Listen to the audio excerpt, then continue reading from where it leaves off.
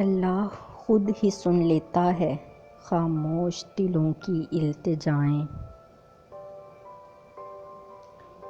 اور مجھے جو کچھ توفیق ہوتی ہے صرف اللہ کی مدد سے ہوتی ہے۔ شکر ادا کرنے کی وجہ نہیں ڈھونڈنی چاہیے، بلکہ عادت ڈالنی چاہیے، کیونکہ شکر گزار لوگوں سے اللہ بڑی محبت کرتا ہے۔ بعض لوگوں کی سوچ کی خوبصورتی ان کے عام سے چہرے کو پاکیزہ اور جاذب نظر بنا دیتی ہے۔ زندگی میں ہر موقع کا فائدہ اٹھاؤ، مگر کسی کے بھروسے کا نہیں۔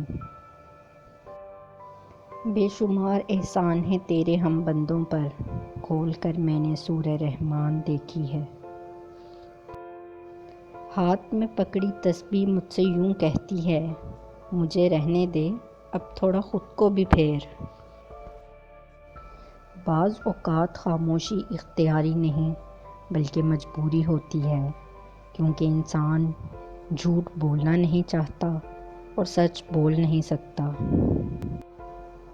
اگر تم غلط کو غلط نہیں کہہ سکتے تو تم غلامی کے اعلیٰ ترین درجے پر ہو، اور اگر تم غلط کو غلط نہیں سمجھتے تو تم جہالت کے اعلیٰ ترین درجے پر ہو۔